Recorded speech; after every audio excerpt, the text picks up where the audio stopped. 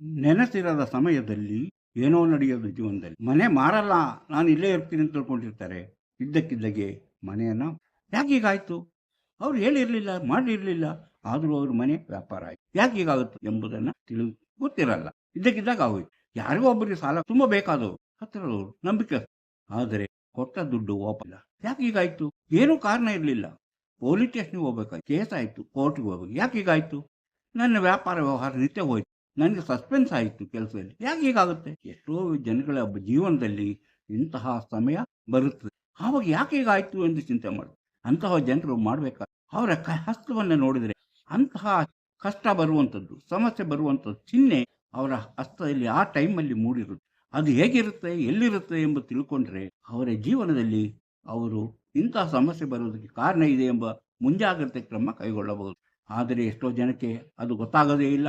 ಅವ್ರ ಜೀವನದಲ್ಲಿ ಈಗ ನಡೀತಾನೆ ಇರುತ್ತೆ. ಹಾಗಾದರೆ ಅಂಥ ಚಿಹ್ನೆಗಳು ಯಾವುದು, ಅದರ ಬಗ್ಗೆ ನಾವು ಇವತ್ತು ತಿಳಿದುಕೊಳ್ಳೋಣ. ಅದಕ್ಕಿಂತ ಮೊದಲು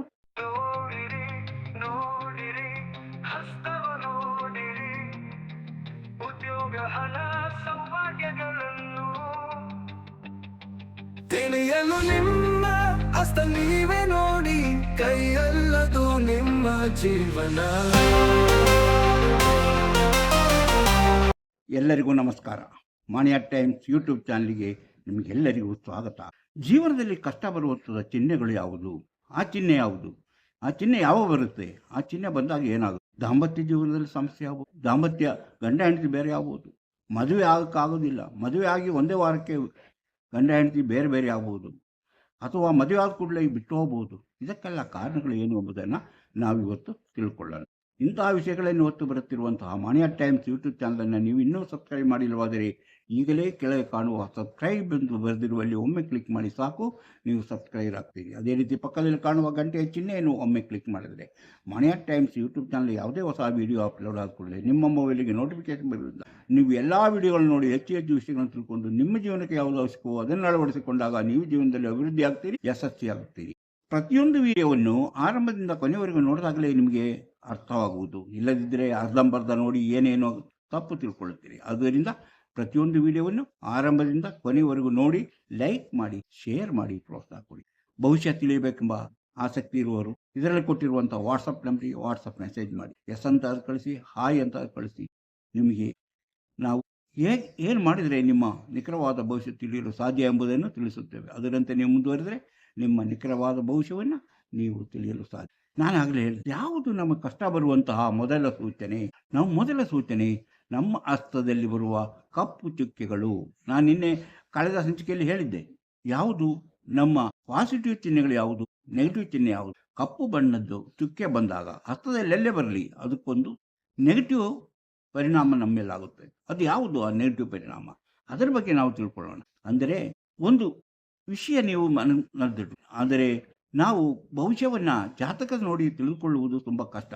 ಯಾಕಂದರೆ ಅದು ಜಾತಕದಲ್ಲಿ ನಕ್ಷತ್ರ, ಅದು ಹುಟ್ಟಿದ ಸಮಯ, ಇದರ ಪ್ರಭಾವ ನಮ್ಮ ಮೇಲಾಗುತ್ತೆ ಎಂಬಂತಹ ಒಂದು ನಂಬಿಕೆ ನಮ್ಮಲ್ಲಿದೆ.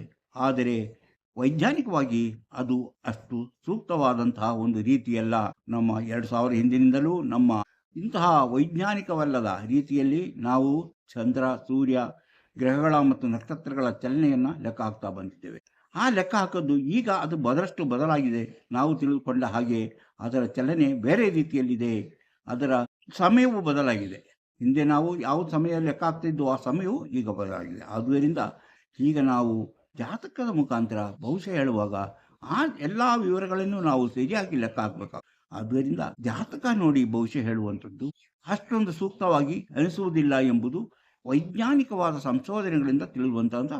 ಯಾಕಂದರೆ ಜ್ಯೋತಿಷ ಯಾವುದು ವಿಜ್ಞಾನ ಅಲ್ಲ, ಅದನ್ನು ವಿಜ್ಞಾನ ಅಂತ ಯಾರು ಒಪ್ಕೊಂಡಿಲ್ಲ.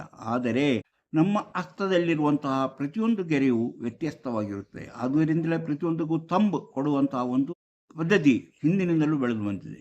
ಹೆಬ್ಬೆಟ್ಟಿನ ಗುರುತು, ಹೆಬ್ಬೆಟ್ಟು ಕೊಡೋದು, ಕೈ ಬೆರಳು ಕೊಡೋದು, ಇದೆಲ್ಲವೂ ಈಗ ನಮ್ಮ ಪ್ರತಿಯೊಂದು ದಾಖಲೆಗೂ, ಅಧಿಕೃತ ದಾಖಲೆಗೂ ಬೇಕಾದಂಥ ವಿಷಯ. ಆದ್ದರಿಂದ ಒಬ್ಬರ ಹಸ್ತದ ರೇಖೆಗಳಿದ್ದ ಹಾಗೆ ಇನ್ನೊಬ್ಬರ ಹಸ್ತಗಳ ರೇಖೆಗಳು ಇರುವುದಿಲ್ಲ ಎಂದು ನಾವು ತಿಳಿಯಬೇಕು. ಆದರೆ ಈಗ ನಾನು ಹೇಳ್ತಿರುವಂತಹ ಈ ರೇಖೆಗಳು, ನಾವು ಯಾವ ರೇಖೆ ಅಲ್ಲ, ಈ ಚಿಹ್ನೆ ಅದು ಇದ್ದಕ್ಕಿದ್ದ ಹಾಗೆ ನಮ್ಮ ಕೈಯಲ್ಲಿ ಕಾಣಿಸಿಕೊಳ್ಳಬಹುದು. ಕಾಣಿಸಿಕೊಂಡ ಕೂಡಲೇ ಅದರ ಪರಿಣಾಮ ಕ್ರಮೇಣ ನಮ್ಮ ಮೇಲಾಗುತ್ತೆ. ಕ್ರಮೇಣ ಆಗೋದರಿಂದ ನಾವು ಇಂತಹ ಈ ಕಪ್ಪು ಚುಕ್ಕೆ ಎಲ್ಲಿದೆ, ಎಲ್ಲಿ ಬಂದಾಗ ನಮಗೆ ಏನಾಗುತ್ತೆ ಎಂಬುದನ್ನು ನಾವು ಮೊದಲೇ ಅರ್ಥ ಮಾಡ್ಕೊಬೇಕು. ಆದ್ದರಿಂದ ಆ ರೀತಿ ನಾವು ಅರ್ಥ ಮಾಡಿಕೊಂಡು ನಮಗೆ ಬೇಕಾದ ಮುಂಜಾಗ್ರತೆ ಕ್ರಮ ಕೈಗೊಂಡ್ರೆ ಅದು ನಮ್ಮನ್ನು ಕಾಪಾಡುತ್ತೆ. ಈಗ ಒಬ್ಬರ ಕೈ ಹಸ್ತದಲ್ಲಿ ಒಂದು ಕಪ್ಪು ಚುಕ್ಕೆ ಇತ್ತು, ಅವರಿಗೆ ಗೊತ್ತಾಗ್ಬಿಡ್ತು, ಓಹೋ ನಾನು ಈಗ ಪೊಲೀಸ್ ಸ್ಟೇಷನು ಅಥವಾ ಇದಕ್ಕೆ ಹೋಗಲೇಬೇಕಾಗುತ್ತೆ, ನನ್ನ ಮೇಲೆ ಕೇಸ್ ಬರುತ್ತಂತ. ಅದಕ್ಕೆ ಅವರೇ ಹೋಗಿ ಪೊಲೀಸ್ ಸ್ಟೇಷನಲ್ಲಿ ಪರ್ಮಿಷನ್ ತಗೊಂಡು ಒಂದು ದಿನ ಪೂರ್ತಿ ಪೊಲೀಸ್ ಸ್ಟೇಷನ್ ಇದ್ದು ಬಂದಂತಹ ಕಥೆಗಳು ಸಹ ಪ್ರಚಲಿತವಾಗಿದೆ. ಅಂದರೆ ಈ ಚಿಹ್ನೆ ಬಂದಾಗ ನಮಗೆ ಏನಾಗುತ್ತೆ ಎಂಬುದನ್ನು ತಿಳಿದುಕೊಳ್ಳುವುದು ಅಷ್ಟೇ ಮುಖ್ಯವಾಗಿರುತ್ತೆ. ಆದ್ದರಿಂದ ಎಲ್ಲವನ್ನು ನಾವು ಈ ರೀತಿ ಪರಿಹರಿಸೋಕ್ಕಾಗೋದಿಲ್ಲ. ಆದರೆ ಮುಂಜಾಗ್ರತಾ ಕ್ರಮ ಕೈಗೊಂಡು ನಮ್ಮ ಜೀವನದಲ್ಲಾಗುವಂತಹ ಈ ಸಮಸ್ಯೆಗಳನ್ನು ಎಚ್ಚರಿಕೆಯಿಂದ ಹ್ಯಾಂಡಲ್ ಮಾಡಿದಾಗ ನಮಗೆ ಅದರ ತೀವ್ರತೆ ಕಡಿಮೆ ಆಗುತ್ತದೆ. ನಾವು ಬೇರೆ ಏನಾದರೂ ಕೆಲಸ ಮಾಡ್ಬೋದು, ಸಾಧ್ಯವಾಗುತ್ತೆ. ಈಗ ಏನು ಎಲ್ಲಿ ಬಂದರೆ ಯಾವ ಫಲನೂ ಕೊಡುತ್ತದೆ, ಹಸ್ತದ ಯಾವ ಭಾಗದಲ್ಲಿ ಕಪ್ಪು ಚುಕ್ಕೆ ಇದ್ದಾಗ ಏನು ಫಲ ಎಂಬುದನ್ನು ನೋಡೋಣ. ಈಗ ಮೊದಲನೇದಾಗಿ ನಾವು ಕಳೆದ ಸಂಚಿಕೆಯಲ್ಲಿ ಹೇಳಿದಂಥ ವೈಟ್ ಚಿಹ್ನೆ, ವೈಟ್ ಪಾಯಿಂಟ್ ಎಲ್ಲಿ ಬಂದರೆ ಅಂತ ಹೇಳಿದ್ದೀನಿ. ಅದೇ ರೀತಿ ಇವತ್ತು ಕಪ್ಪು ಚುಕ್ಕೆ ನಮ್ಮ ಇದು ನೋಡಿ, ನಮ್ಮ ಹಸ್ತ ಇದೆ ಅಲ್ಲ, ಹಸ್ತದ್ದು ಇದನ್ನು ನಾವು ಇದು ಗುರುಪರ್ವ ಅಂತೀವಿ. ಗುರುಪರ್ವ ಅಂದರೆ ಈ ತೋರು ಬೆರಳ ಕೆಳಗೆ ಇರುವುದು ಗುರುಪರ್ವ. ಇಲ್ಲಿ ಒಂದು ಕಪ್ಪು ಚುಕ್ಕೆ ಇದ್ದರೆ, ಏನಾಗುತ್ತದೆ, ಅಲ್ಲಿ ಕಪ್ಪು ಚುಕ್ಕೆ ಇದ್ದರೆ ನೀವು ಎಂತಹ ನಂಬಿಕೆಯಸ್ಥರು, ನನಗೆ ತುಂಬ ಬೇಕಾದಂಥ ವ್ಯಕ್ತಿಗೆ ನಾಳೆ ಕೊಡ್ತೀನಿ ಅಂತ ದುಡ್ಡು ತಗೊಂಡು ಹೋದವನು ಅವನಿಗೆ ಎಷ್ಟು ದಿವಸ ಆದರೂ ಅದನ್ನು ವಾಪಸ್ ಮಾಡೋದೇ ಇಲ್ಲ. ಅವನು ಯಾಕೆ ಹಂಗೆ ಮಾಡ್ದ? ಇದುವರೆಗೂ ಆ ರೀತಿ ಮಾಡಿರಲಿಲ್ಲ.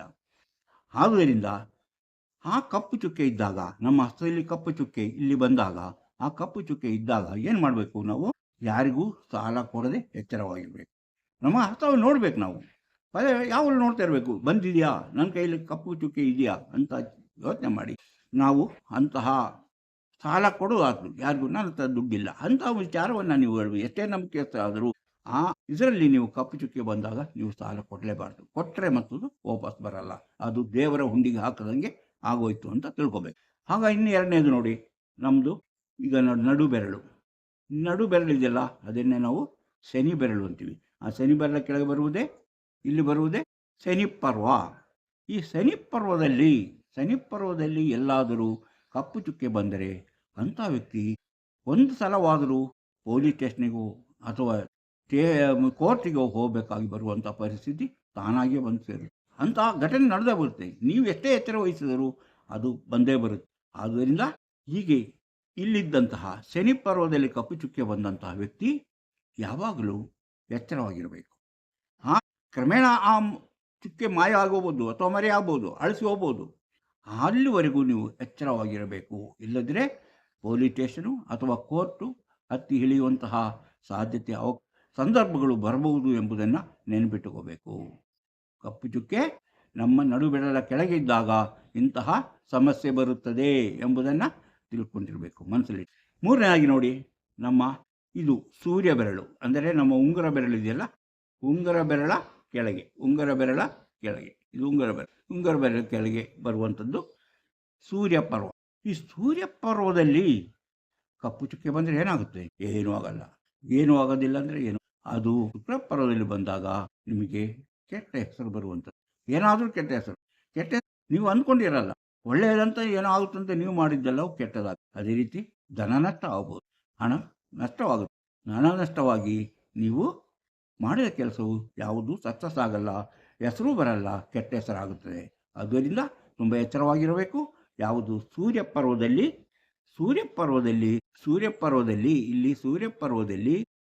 ಕಪ್ಪು ಚುಕ್ಕೆ ಬಂದಾಗ ತುಂಬ ಎಚ್ಚರವಾಗಿರಬೇಕು. ಆಮೇಲೆ ಇನ್ನು ಬುಧ ಪರ್ವ, ಕಿರುಬೇಳ ಕೆಳಗಿರುವುದೇ ಬುಧ ಪರ್ವ. ಬುಧ ಪರ್ವದ ಇಲ್ಲಿ ಕಪ್ಪು ಚುಕ್ಕೆ ಬಂದಾಗ ಏನಾಗುತ್ತೆ? ಇಲ್ಲಿ ಕಪ್ಪು ಚುಕ್ಕೆ ಬಂದಾಗ ನೀವು ಅಂದುಕೊಂಡಿರೋ ರೀತಿಯಲ್ಲಿ ನೀವು ಮಾಡ್ತಿರೋ ಬಿಸಿನೆಸ್ ನಷ್ಟದಲ್ಲಿ ಹೋಗುತ್ತೆ. ನಷ್ಟ ಏನು ಮಾಡಿದ್ರೂ ಕೈ ಹತ್ತೋದಿಲ್ಲ. ನಷ್ಟ. ಹಾಗೆ ನೀವು ಅದನ್ನು ನಿಲ್ಲಿಸುವಂಥ ಪರಿಸ್ಥಿತಿ ಬರುತ್ತೆ. ಕೆಲಸದಲ್ಲಿದ್ದವರಿಗೆ ಸಸ್ಪೆಂಡ್ ಆಗುವಂಥ ಸಾಧ್ಯತೆ ಇದೆ. ನೀವು ಅಂದುಕೊಂಡಿರೋದೇ ಇಲ್ಲ, ಆದರೂ ಆ ರೀತಿ ಸಂಭವಿಸುತ್ತೆ.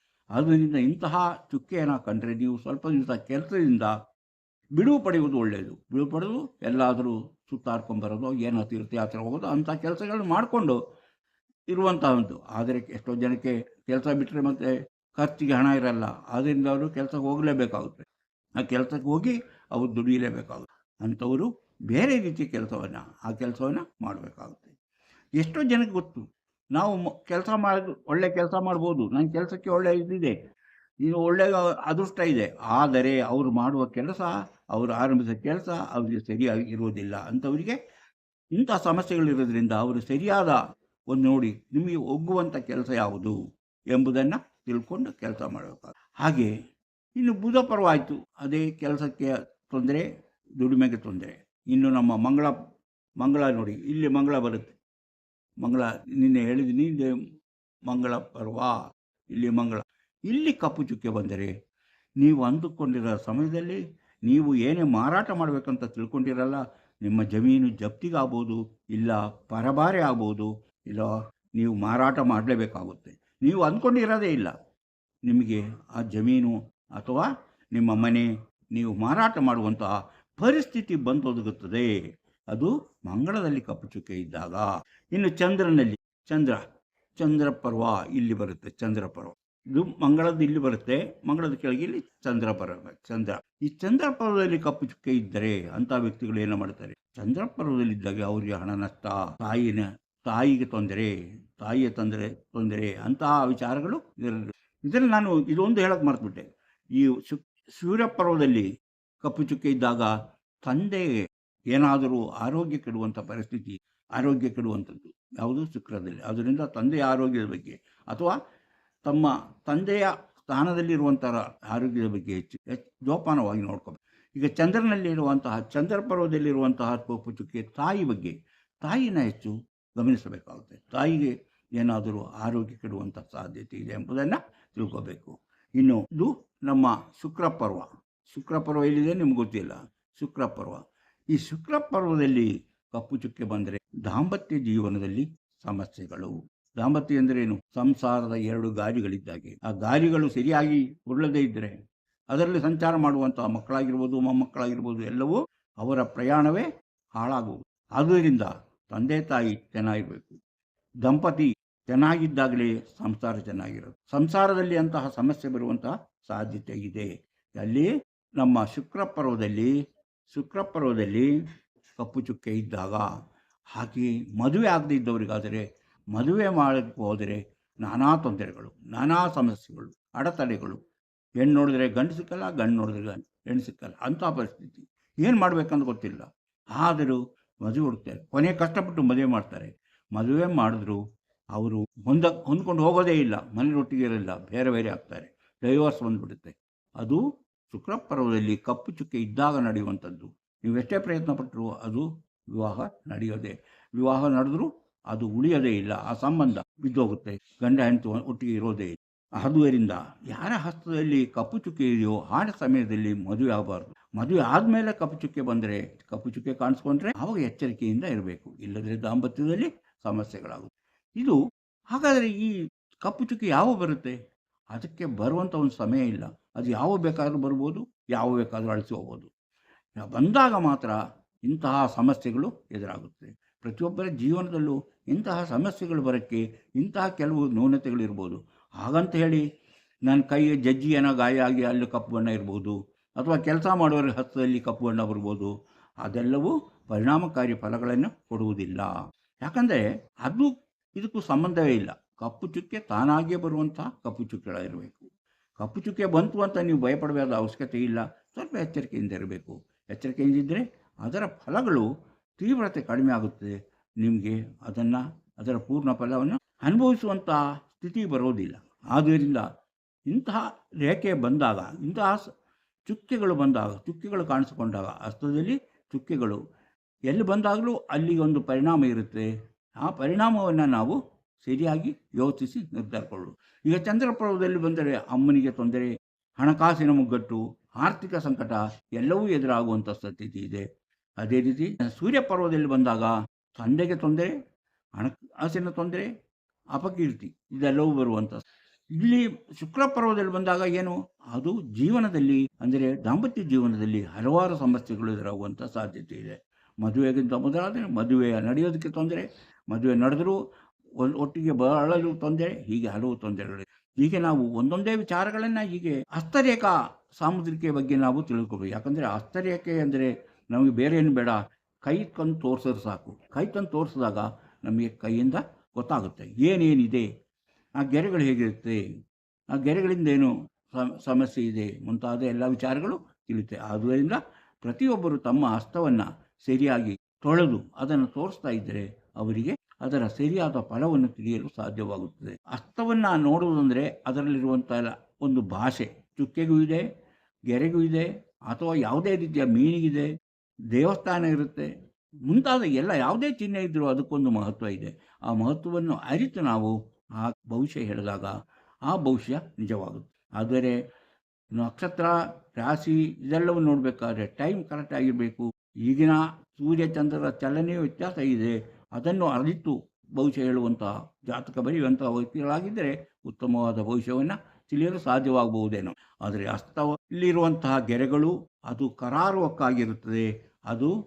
ಅದನ್ನೇ ನಾವು ಅಧಿಕೃತ ದಾಖಲೆಗಳಲ್ಲೂ ನಮ್ಮ ಹಸ್ತದ ರೇಖೆಗಳನ್ನೇ ಬಳಸ್ತೇವಲ್ಲ, ಅದೇ ಅದರಿಂದ ಮಹತ್ವವನ್ನು ನಾವು ತಿಳ್ಕೊಳ್ಬೇಕಾಗಿದೆ. ಇಂತಹ ವಿಷಯಗಳನ್ನು ಹೊತ್ತು ಬರುತ್ತಿರುವಂತಹ ಮಾಣಿಯಾ ಟೈಮ್ಸ್ ಯೂಟ್ಯೂಬ್ ಚಾನಲ್ ನೀವು ಇನ್ನೂ ಸಬ್ಸ್ಕ್ರೈಬ್ ಮಾಡಿಲ್ಲವಾದರೆ ಈಗಲೇ ಕೆಳಗೆ ಕಾಣುವ ಸಬ್ಸ್ಕ್ರೈಬ್ ಎಂದು ಬರೆದಿರುವಲ್ಲಿ ಒಮ್ಮೆ ಕ್ಲಿಕ್ ಮಾಡಿ ಸಾಕು, ನೀವು ಸಬ್ಸ್ಕ್ರೈಬ್ ಆಗ್ತೀರಿ. ಪಕ್ಕದಲ್ಲಿ ಕಾಣುವ ಗಂಟೆ ಚಿಹ್ನೆಯನ್ನು ಒಮ್ಮೆ ಕ್ಲಿಕ್ ಮಾಡಿದರೆ ಮಾಣಿಯಾ ಟೈಮ್ಸ್ ಯೂಟ್ಯೂಬ್ನಲ್ಲಿ ಯಾವುದೇ ಹೊಸ ವಿಡಿಯೋ ಅಪ್ಲೋಡ್ ಆದ ಕೂಡಲೇ ನಿಮ್ಮ ಮೊಬೈಲಿಗೆ ನೋಟಿಫಿಕೇಷನ್ ಬರುವುದರಿಂದ ನೀವು ಎಲ್ಲ ವಿಡಿಯೋಗಳನ್ನು ನೋಡಿ ಹೆಚ್ಚು ಹೆಚ್ಚು ವಿಷಯಗಳನ್ನು ತಿಳ್ಕೊಂಡು ನಿಮ್ಮ ಜೀವನಕ್ಕೆ ಯಾವುದಾದ್ರು ಸುಖವೋ ಅದನ್ನು ಅಳವಡಿಸಿಕೊಂಡ್ರೆ ನೀವು ಜೀವನ ಸುಖವಾಗಿರುತ್ತದೆ. ಪ್ರತಿಯೊಂದು ವಿಡಿಯೋನ ಆರಂಭದಿಂದ ಕೊನೆಯವರೆಗೂ ನೋಡಿ, ಲೈಕ್ ಮಾಡಿ, ಶೇರ್ ಮಾಡಿ, ಪ್ರೋತ್ಸಾಹ ಕೊಡಿ. ಬಹುಶಃ ತಿಳಿಬೇಕೆಂದವರು ಇದರಲ್ಲಿ ಕೊಟ್ಟಿರುವ ನಂಬರಿಗೆ ವಾಟ್ಸಪ್ ಮೆಸೇಜ್ ಮಾಡಿ. ಕೂಡಲೇ ನಿಮಗೆ ಏನು ಮಾಡಿದರೆ ನಿಮ್ಮ ಭವಿಷ್ಯ ತಿಳಿಯಲು ಸಾಧ್ಯ ಎಂಬುದನ್ನು ತಿಳಿಸ್ತೇವೆ. ಅದರಂತೆ ನೀವು ಮುಂದುವರೆದರೆ ನಿಮ್ಮ ನಿಖರವಾದ ಭವಿಷ್ಯವನ್ನು ಹುಟ್ಟಿದಾಗಿಂದ ಕೊನೆಯವರೆಗೆ ಏನೇನು ನಡೆಯುತ್ತದೆ, ಕಷ್ಟ ನಷ್ಟಗಳು ಬರುವಾಗ ಏನು ಮಾಡಬೇಕೆಂಬುದನ್ನು ತಿಳಿಸುತ್ತೇವೆ. ಇಂತಹ ಮತ್ತೊಂದು ವಿಡಿಯೋದೊಂದಿಗೆ ಮತ್ತೆ ಬರುತ್ತೇನೆ. ಇಷ್ಟು ಹೊತ್ತು ಈ ವಿಡಿಯೋ ನೋಡಿದ ನಿಮಗೆಲ್ಲರಿಗೂ ಧನ್ಯವಾದ.